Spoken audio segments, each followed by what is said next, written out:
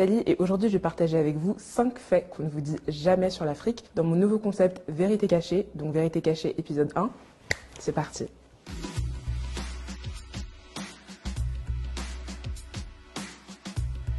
Alors pour commencer, le nom même de l'Afrique. Saviez-vous que le nom originel de l'Afrique est en réalité Alkebulan, qui signifie mère de l'humanité ou encore jardin d'Éden. C'est ainsi que les Maures, les Nubiens ou encore les Numidiens et même le peuple de Carthage appelaient l'Afrique. Cependant, à la chute de l'empire de Carthage en -149 avant Jésus-Christ, les Romains décidèrent de renommer Alkebulan l'Afrique. Et l'une des théories les plus crédibles est que cela provenait du nom de Leo Africanus, un explorateur européen.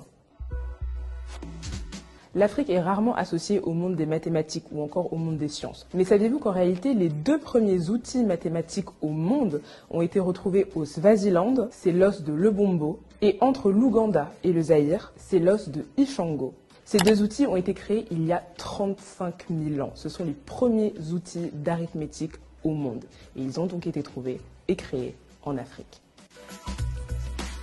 On sait tous que l'Afrique est le berceau de l'humanité, surtout depuis la découverte de Lucie en 1974 en Éthiopie. Mais saviez-vous qu'en réalité, c'est le berceau de la vie? L'Afrique est le seul continent sur la planète à réunir à lui tout seul 9 biomes, c'est-à-dire 9 écosystèmes, notamment les savanes, les mangroves, les forêts ou encore les prairies et les déserts. C'est également, bien évidemment, le continent le plus riche en matière de ressources naturelles. Pétrole, or, diamant, aluminium, gaz, graphite, sel, bois, charbon et encore tellement d'autres minerais. En parlant de minerais, parlons du cobalt. La plus grosse réserve de cobalt se trouve en République démocratique du Congo.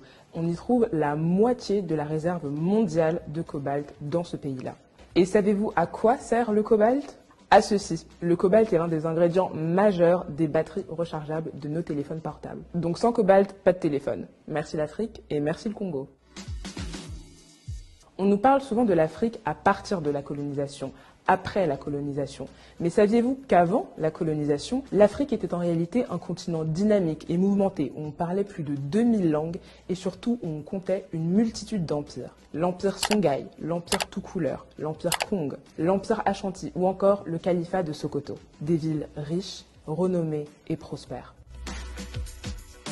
Et justement, en parlant de prospérité, saviez-vous que l'une, si ce n'est pas la première université au monde, a été créée au Mali? C'est l'université de Sankoré, à Tombouctou. Elle a été bâtie au XIVe siècle. Et figurez-vous que c'était une véritable capitale culturelle. Des multitudes de citadelles d'études, des centres d'apprentissage, des académies. On y enseignait des multitudes de matières, les arts, les sciences, la religion ou encore, bien évidemment, les mathématiques. Cette université, Tombouctou, le Mali, l'Afrique a fortement contribué et participé au développement de l'humanité. Alors à tous ceux qui disent que l'homme africain n'est pas assez entré dans l'histoire. C'est que l'homme africain n'est pas assez entré dans l'histoire.